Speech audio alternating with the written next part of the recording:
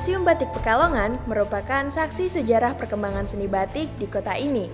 Bangunan berarsitektur kuno ini menyimpan koleksi batik klasik hingga batik kontemporer yang mengagumkan.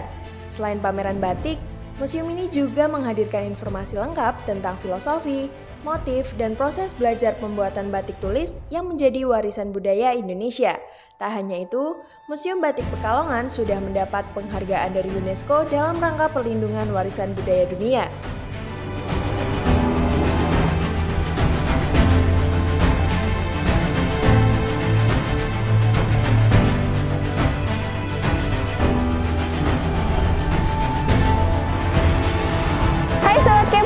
Kembali lagi sama aku, Zafira Effendi.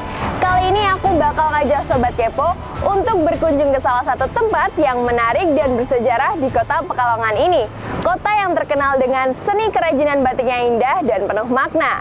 Kalian udah tahu belum nih bangunan bersejarah yang berkaitan dengan seni batik di kota ini? Nah, kalian pasti penasaran kan? Ikutin aku terus yuk.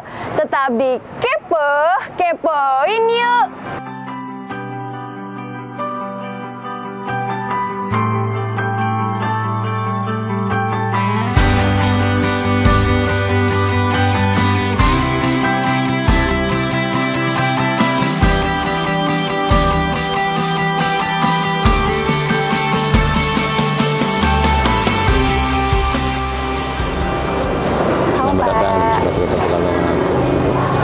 Untuk tiket masuknya berapa ya Pak? Untuk tiket masuknya itu 3.000 untuk pelajar dan 7.000 untuk dewasa.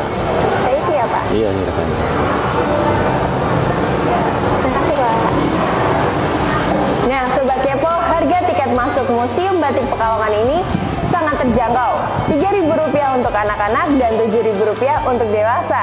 Yuk ikutin aku terus. Nah, Sobat Kepo, aku udah di ruangan pameran batik di museum ini nih. Keren dan unik banget motif batiknya. Di sini, pengunjung dapat melihat aneka ragam koleksi batik. Mulai dari batik kuno yang berusia ratusan tahun hingga kreasi batik modern. Tak hanya itu, kita juga bisa mengenal jenis-jenis bahan pembuatan batik dan peralatan membatik lainnya loh.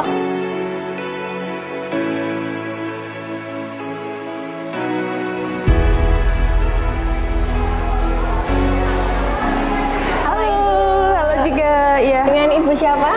Perkenalkan saya Ayu ya, dari Museum Batik Pekalongan. Iya Bu, ngomong-ngomong soal museum ini, nah sejarah museum ini itu bagaimana ya Bu? Ya baik, jadi Museum Batik itu kita punya sejarah yang sangat luar biasa sekali ya. Pertama kalinya itu banyak keinginan masyarakat untuk didirikannya sebuah tempat atau wadah yang hanya khusus untuk menaungi batik. Ya itu saja. Dan kemudian atas beberapa kerja keras masyarakat Pekalongan, kemudian juga tokoh-tokoh pembatik Pekalongan dan lain sebagainya, akhirnya terwujudlah Museum Batik ini diresmikan. Nah kemudian kita diresmikan Museum Batik ada di gedung peninggalan zaman Belanda ini tanggal 12 Juli tahun 2006. Jadi kita kurang lebih 2024 ini kita akan memasuki atau akan menuju 18 tahun. 1 bulan lagi kita ulang tahun. Iya. Luar biasa ya Bu, berarti luar biasa sekali ya. Ini tuh di ruangan apa ya Bu? Kalau kita ini berada di ruang pamer 2 nih. Di ruang pamer 2 kita itu ada batik pesisiran. Batik pesisiran itu batik yang salah satunya terletak di daerah pesisir atau dekat dengan pantai utara. Kemudian ciri khas dari batik pesisiran itu di dalam satu kain ini terdapat beberapa warna. Ada hijau, kemudian juga ada orange, atau ada biru dan lain sebagainya. Itu ciri khas dari batik pesisiran. Nah di ruang pamer 2 ini kita bukan hanya menampilkan batik pesisiran aja, tetapi kita di ujung sana kita juga ada beberapa koleksi kain tokwi. Tokwi ya, kain tokwi itu kain itu dulu dipakai sebagai taplak atau sebagai penutup meja kerja raja. Itu untuk yang kain ukurannya besar. Kemudian kalau yang tokwinya kecil itu sebagai penutup altar untuk sembahyangnya orang-orang Cina. Berarti itu ciri khasnya dari Cina ya Bu ya? Ya, ada pengaruh dari Cina. Ya, ada pengaruh Cina peranaan, terus kemudian juga ada dari Belanda juga. Kalau batik pesisir sendiri ini kayaknya ciri khasnya warnanya terang-terang ya, banget. Warnanya cerah-cerah. Kemudian juga ada banyak sekali motif nitik yang ada di dalam kain ya. Karena ini menjadi salah satu ciri khas dari batik Pekalongan. Itu ciri khas dari batik Pekalongan, dari pesisir ya. Ya. Nah, kita mau masuk ke ruangan apa nih Bu kalau saya boleh tahu? Baik, ini kita ada di ruang pamer 3. Di ruang pamer 3 ini sangat luar biasa sekali karena untuk dasar untuk belajar membatik ataupun untuk membuat batik kita harus mengetahui alat-alat dan bahan batik. Nah, kemudian di ruang 3 ini di sini ada salah satu contoh malam atau lilin. Malam atau lilin ini untuk batik tulis ada sendiri, kemudian untuk malam untuk batik cap, kemudian malam untuk mopok. Kemudian di sebelahnya itu ada bahan dasar pembuatan dari malam tersebut. Berarti Ya. masing-masing batik itu malamnya juga masing-masing ya Bu ya? Enggak, malamnya tetap satu, cuman untuk khususnya untuk batik tulis sendiri, kemudian untuk cap sendiri, dan kemudian untuk mopok sendiri. baik. Fungsinya sama, dia sebagai perintang warna. Bahan dasarnya juga masih sama, dia ada dari getah pohon pinus. Dari getah pohon pinus. Betul. Nah ini nih Bu, apa nih? Nah, ini alat untuk membatik. Jadi untuk pembuatan proses membuat batik tulis itu alatnya yang dinamakan canting tulis. Nah, kebetulan yang kita tampilkan di sini itu ada beberapa macam-macam ukuran canting tulis. Dari yang ukuran paling kecil yaitu 0, kemudian ukuran nomor 1, 2, 3, 4, 5, dan nomor 7. Semakin ke ukuran besar dengan malam yang keluarnya semakin banyak, itu untuk mopok atau untuk mengunci. Kemudian kalau untuk yang paling kecil, yang ukuran paling 0 itu untuk pembuatan motif nitik. Motif nitik, Ya. berarti ada ukurannya masing-masing ya Bu ya? betul. Dan Ini juga kemudian sama ya, Bu? di kaca ini ada canting khusus atau Canting khusus. ya canting khusus atau ada beberapa canting nitik khusus yang bisa dilihatnya dari cucuk atau pipa. Jadi dia lubangnya itu ada yang sudah berbentuk seperti bunga. Jadi sekali nanti pada saat mengoreskan malam dia sudah membentuk sebuah bunga kecil. Kemudian juga ada beberapa bahan canting yang terbuat gagangnya, ada yang dari bambu, kemudian juga ada yang dari kayu, dan juga ada yang dari gelonggong. Baik. Nah ini nih Bu, kayaknya di depan ada yang menarik nih Bu. Dari 3 batik ini kayaknya ini 3 ini warnanya sama semua Bu. Ya. Batik apa nih Bu kalau boleh tahu? Ini ada batik 3 negeri. Batik 1, 3 negeri. 2, 3 ini adalah satu kain batik 3 negeri. Batik 3 negeri ini luar biasa sekali. Karena apa? Karena pada saat pembuatan batik 3 negeri dia bukan hanya dibuat di satu daerah saja, tapi batik 3 negeri ini dibuat di 3 daerah. Yaitu untuk penyelesaian dasar yang warna coklat, dia dibuatnya di daerah Solo atau Surakarta. Ya. Kemudian untuk bunganya yang pewarnaan biru atau yang bergambar biru dengan beserta ada motif nitiknya, dia dibuat di daerah Pekalongan. Pekalongan, biru dari Pekalongan ya. Ya, kemudian untuk daun-daunnya, untuk penyelesaian warna merahnya dan pembuatan motif daunnya itu dibuat di daerah Lasem. Lasem. Ya, jadi luar biasa sekali di batik 3 negeri ini. Dan ini di kain batik 3 ini menjawab bahwa pembatik yang ada di Pekalongan, di Solo dan Lasem itu punya seni atau punya ciri khas sendiri. Iya. Kemudian pada saat pewarnaan pun, pada saat diwarna di daerah Pekalongan, di Solo dan di Lasem juga ada pewarnaan sendiri dari tingkat airnya, kemudian dari tingkat bahan pewarnaannya. Nah untuk 3 warna ini ada filosofinya tersendiri nggak sih Bu? Ya, banyak sekali, karena kan seperti daun pun juga mengartikan atau bunga juga mengartikan tentang kebahagiaan, kecantikan, kemudian juga keabadian. Dan kemudian di warna coklat juga warna tanah atau warna membumi. Jadi kalau warna membumi itu warnanya kita itu biar lebih kesederhanaan, kemudian juga kita lebih rendah diri.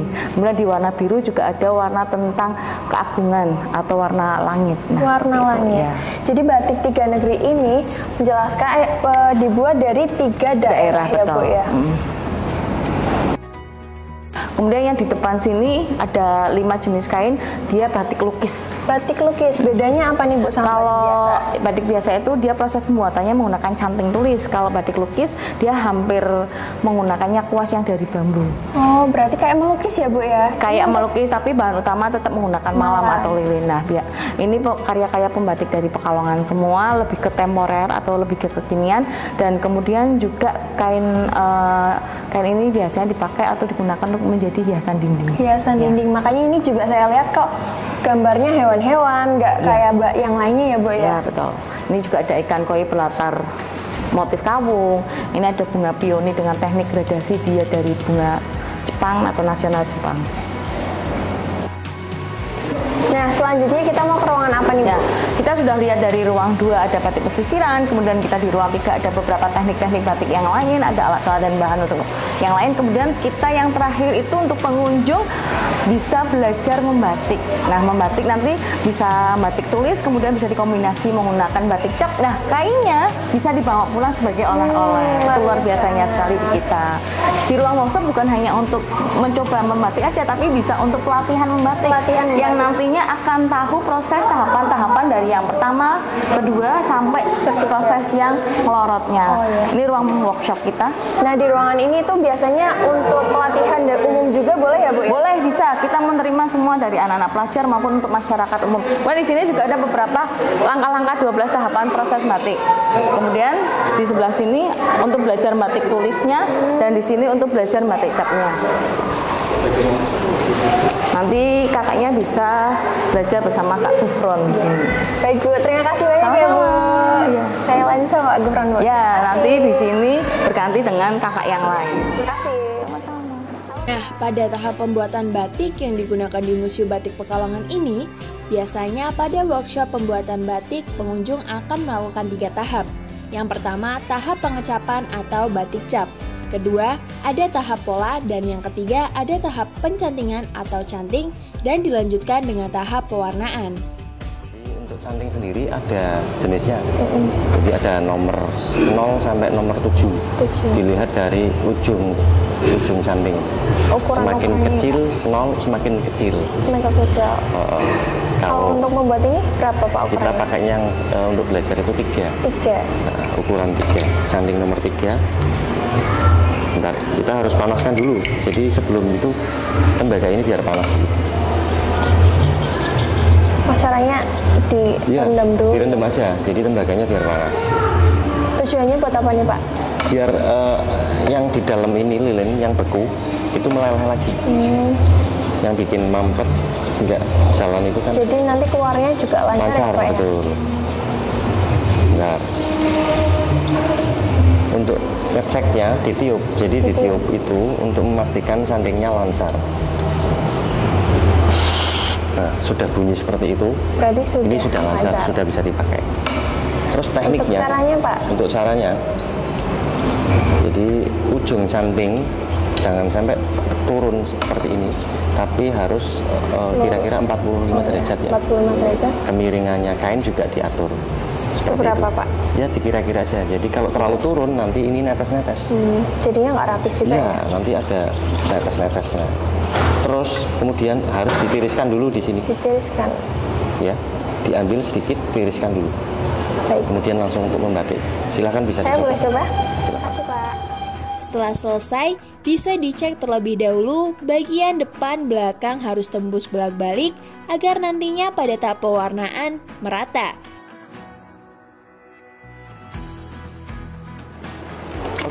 Kemana lagi nih, Pak? Ya, kita jelaskan sedikit ya. Jadi yang tadi kita lakukan itu teknik cap sama tulis itu masih proses di pelekatan lilin nomor 4. Di nomor 4 ya? Ya.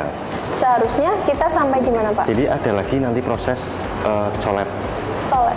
Ya, itu mewarnai hanya bagian yang kita inginkan. Menggunakan kuas ya. Iya. Selanjutnya ditutup atau mengpok. Di blok ya? Ya, Di blok. itu yang sudah diwarna tadi. Dilanjutkan proses ngelir. Pewarnaan, mewarnai seluruh bagian kain. Baik. Kemudian proses akhir ngelorot. Melorot. Yaitu menghilangkan lilin dengan cara direbus. Jadinya yang dikena lilin ini jadinya warna putih gitu. Betul ya, Pak? sekali ya. Ini sudah bisa dikategorikan batik. Ya. Baik, terima kasih banyak, Ya, Pak. sama-sama. Nah, gimana nih Sobat Kepo? Seru banget kan? Belajar tentang warisan budaya Indonesia di Museum Batik Pekalongan. Setelah melewati berbagai momen, mulai dari melihat motif-motif batik, belajar membatik, mulai dari cap dan canting yang ditemani oleh Bapak Gufron, aku ucapin terima kasih buat kalian yang udah ngikutin aku dari awal hingga akhir. Aku Zafira Effendi pamit undur diri. Jangan lupa like, comment, and subscribe di channel YouTube kita, Lentera TV. Sampai jumpa di episode Kepo selanjutnya. Tetap di Kepo, Kepoin yuk. Terima kasih, Pak.